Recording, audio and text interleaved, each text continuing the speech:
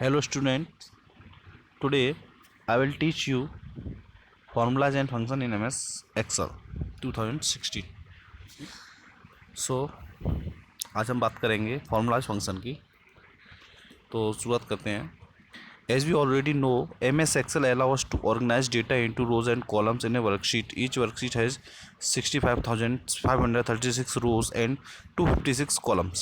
आप सभी लोग जानते हो कि जो MS Excel होता है हमारा, उसमें क्या होती है रो और कॉलम, जिसमें हम डाटा को क्या करते हैं रो और कॉलम के फॉर्म में रखते हैं, जिसमें आपके 65,536 रोज होती हैं, 256 कॉलम होते हैं। Excel can also perform calculation like addition and subtraction on the data given in the rows and column. This feature of MS Excel is very useful specially in financial operator. तो Excel में आप data के साथ साथ addition और subtraction जैसी calculation भी solve कर सकते हो। इस तरह की कैलकुलेशन आपके मोस्टली फाइनेंशियल वर्क करते हैं उसमें उपयोगी होता है। It is also very helpful for teachers compiling examination result. इस तरह के फंक्शन या फार्मूलाज टीचर्स के लिए भी उपयोगी होते हैं, जो अपना रिजल्ट, जो बच्चों का रिजल्ट उसमें रेडी कर सकते हैं। अच्छा, बात करते हैं फार्मूला इन एक्सेल। एक्सेल में फार्मूला होते कैसे हैं। A formula in Excel is a sequence of values, cell reference function and और operator in a cell that produce a new value for existing values. Formula क्या होता है आपका कि जो आपका सीक्वेंस ऑफ वैल्यूज में जो आपकी वैल्यूज़ होती हैं जो पहले से दी हुई हैं, और आपका सेल रेफरेंसेस, जिस सेल में आपकी वैल्यूज़ दी हैं उनका रेफरेंस, और उसमें कोई फंक्शन ऑपरेटर लगा के एक नई वैल्यू हम क्या करते हैं प्रोड्यूस करते हैं तो क्या होता है फार्मूला। मीन्स फार्मूला की मदद से हम किसी सेल की वैल्यूज़ में उसे कंबाइनिंग सेल को इन्हें किसमें रेफरेंस में जोड़ के सेल से रेफरेंसिंग में मोड में अरेंज करके उनकी वैल्यूज़ में और कोई भी ऑपरेटर यूज़ करके, ऑपरेटर यानी प्लस माइनस जो भी है, मल्टीप्लाई, सब्ट्रैक्शन, एडिशन, जो भी ऑपरेटर हम यूज़ करके और जो वैल्यू प्रोड्यूस करते हैं वो किसकी सहायता करते हैं फार्मूला की सहायता से। Formula must begin with equal to sign symbol followed by cell reference operator. It may contain a few और ऑल मेंशन्ड एलिमेंट्स। जो आपका फार्मूला होता है वो सबसे पहले शुरू होता है किससे, इक्वल टू साइन से। उसके बाद उसका ऑपरेटर या सिंबल और बाकी जो वैल्यूज़ होती हैं वो हम यूज़ करते हैं। अब सबसे पहले आपका सेल रेफरेंसेस। तो आपका सेल रेफरेंसेस क्या होता है, they are the address of the cells containing value to be used in calculation as A1 single cell और A1 to B2 range of cell. तो सेल रेफरेंस क्या होता है, जिस सेल में जो नंबर जिस सेल के साथ हमें फॉर्मूलास लगाना है तो उसका हम क्या देते हैं एड्रेस यानी जैसे हमें दिया A1, तो A1 मीन्स क्या होता है जो ऊपर की तरफ होती हैं आपकी कॉलम। तो A B C D ये सारे किस में होते हैं, जैसे कि आप देख सकते हो ये एक टेबल आपकी। तो जैसे ये दिया है ABCD और ये 1 2 3 ये रो कॉलम है और ये आपकी रोज़ है। यानी A1 क्या हो गया, ये रोड नंबर वाली सेल होगी A1, ए कॉलम का फर्स्ट रो, तो A1 और ये B1 ये C1 इस तरह से। तो हम इसका एड्रेस इस तरह से देते हैं, पहले कॉलम उसके बाद रो, यानी कॉलम नेम और रो नेम, और जो उनके कम्युनिटी जहाँ पे उनका इंटरसेक्शन होता है वही इसका एड्रेस हो जाता है। और वो उस सेल का जो एलिमेंट जिस पे हमें लगाना है तो हमें उसका क्या देना होता है, एड्रेस देना होता है। तो अथवा इसमें लगा और A1 to B2 range of the cell, या फिर हमें जैसे फॉर्मूला लगाना है A1 to B2 तो A1 कॉलन B2 इस तरह हम रेंज देते हैं जिन के बीच में फॉर्मूला यूज़ करना है। तो ये हो गया सेल रेफरेंसेस। अब आपका operator, they specify the type of operator we want to perform such as plus minus और एस्ट्रिक। मतलब प्लस माइनस को भी ऑपरेटर मीन्स जो हमें उसके साथ परफॉर्म करना है फंक्शन, जो भी हमें ऑपरेशन परफॉर्म करना है, जैसे कि प्लस करना है, माइनस करना है, मल्टीप्लाई करना है, डिवीजन करना है, तो उस तरह के सारे ऑपरेटर हम यूज़ करते हैं। कॉन्स्टेंट्स, दे आर नंबर और text value that can be enter directly in a formula such as 12 और जॉइन। कॉन्स्टेंट क्या होते हैं? जो नंबर हम अपने आप बिना सेल रेफरेंस के जो नंबर हम अपनी तरफ से देते हैं वो क्या होता है? कॉन्स्टेंट्स। जैसे कि हम 12 दे दिया, 13 दे दिया किसी भी फॉर्मूला फंक्शन में ऐड करने के लिए, तो वो अपनी नंबर से देते हैं, वो होता है कॉन्स्टेंट। जैसे नीचे अब आपका functions, they are build in formula in Excel, for example equal to 12 plus A1। जो फंक्शन क्या होता है? जो फॉर्मूला को बनाता है। अब जब आगे फॉर्मूला सीखेंगे तो उसमें आपको फंक्शन दिखाएंगे। जो फॉर्मूला को जो चीज़ बनाते हैं वो क्या बनाते हैं? फंक्शन। जैसे एग्जांपल दिया है इक्वल टू 12 प्लस A1, तो 12 कांस्टेंट है, प्लस ये जो बीच में ऑपरेटर, और A1 क्या है? आपका सेल रेफरेंस में। A1 में जो वैल्यू है उसके साथ हमें क्या करना है? 12 को जोड़ रहे हैं। अब आपका cell reference, as discussed earlier, cell references are the address of the cell that contain value or to be used for calculations. The table below shows some of the ways to refer to the cell range of cells.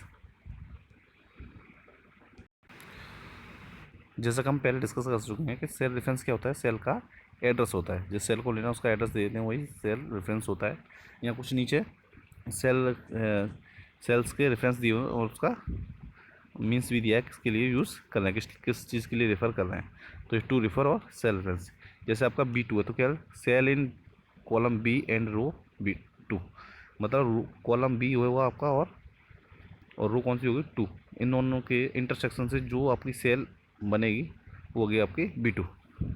अच्छा, A1 to A20, तो range of the cell A1 to A1 and through 20, मतलब ए वाले column में 1 से लेकर 20 तक के सारे सेल्स आपके आ जाएंगे। Range of the cell in row 4 and D column D through F, D4 to F4, जो आपकी 4 नंबर की क्या होगी? रो, उसमें D नंबर के कॉलम में range of cell means D4 से लेके F4 तक के सारे सेल्स उसमें इस रेंज जो रेंज है उस रेंज के अंडर आ जाएंगे। अब आपका non contiguous range of cells from cells A5 to B5 and from cells D5 to E5। जैसे कि आपको दे रखा है A5 से B5 तक ये लिया, इसके कॉमा लगा दिया, और D5 से E5 तक की रेंज ये लिया है। तो रेंज के लिए कॉलन, और अगर आपको रेंज रैंडम लेने तो कॉमा, इस तरह यूज़ किया हमने। दो रेंज लिए हैं, A5 से B5 कॉमा D5 से A5।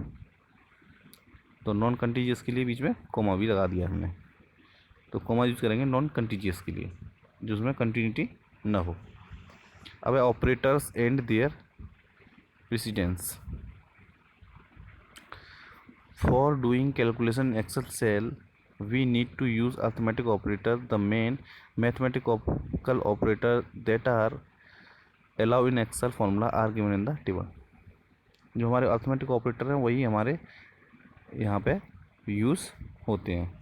तो पहला है एक्सपोनेंट। एक्सपोनेंट के लिए जो ऑपरेटर दिया है आपका 3 एक्सपोनेंट 3 इक्वल टू 27, या 3 की पावर 3। ये वाला जो एक्सपोनेंट का है 3 की पावर 3, ये क्या होगा आपका 27। ऐसा मल्टीप्लिकेशन की एस्ट्रिक, या मल्टीप्लिकेशन ऑपरेटर देना है तो मैं एस्ट्रिक का यूज़ करेंगे। 4 में एस्ट्रिक 5 यानी 20। डिवीजन के लिए आप जानती है जो मैथ्स अर्थमेटिक ऑपरेटर होता है वही होता है यहाँ पे। डिवीजन 9 डिवीजन 4 2.25, एडिशन के लिए प्लस और सब्ट्रैक्शन के लिए माइनस, ये आप जानती हैं। जो अर्थमेटिक ऑपरेटर हैं वही यहाँ पे यूज़ किए जाते हैं। When we have more than one operator in a formula then the precedence rule सेल us the order tells us the order in which we will do the calculation. The rule states the order to calculation should be.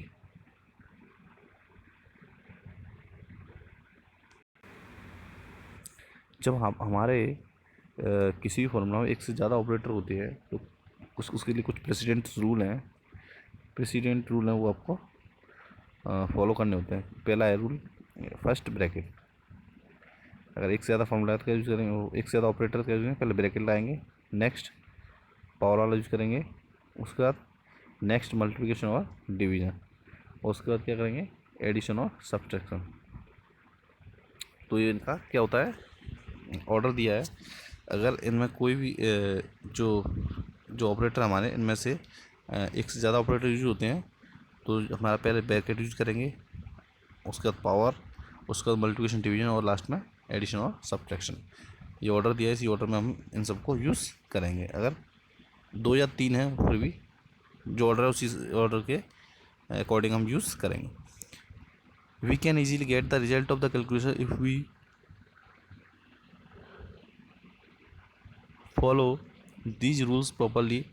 In the following example, first expression inside the brackets will be evaluated first, following by exponential second, subtraction third and finally division। वही जो आपको बताया था मैंने, पहले आपको evaluate करना है, उसके बाद एक्सपोनेंशिएशन, उसके बाद सब्ट्रैक्शन, उसके बाद एडिशन और डिवीजन। अच्छा, जो उसका एग्जांपल दिया है, A1 डैस्ट्रिक B1 minus C1 plus D1 exponential E1। और इसके अकॉर्डिंग से पहले क्या है, ब्रैकेट को सॉल्व करेंगे। A1 एस्ट्रिक B1 का जो ब्रैकेट है इसको सॉल्व करेंगे, उसके बाद सेकंड क्या है इसका, पावर एक्सपोनेंशिएशन ये E1, तो इसको सॉल्व करेंगे। थर्ड इसका क्या है, एडिशन और नहीं, थर्ड है आपका मल्टीप्लिकेशन और डिवीजन, यानी C1 मल्टीप्लिकेशन या डिवीज़न, वो उसको सॉल्व करेंगे। उसके बाद आपका फोर्थ क्या है, मल्टीप्लिकेशन डिवीजन इसमें ही नहीं, क्योंकि ब्रैकेट हमने सॉल्व कर दिया पहले ही। तो फोर्थ आएगा आपका एडिशन और सब्ट्रैक्शन। तो पहले एडिशन करेंगे, उसके बाद सब्ट्रैक्शन। अब आपका है एंटरिंग ए फार्मूला। टेबल में आपको फार्मूला कैसे यूज़ करेंगे।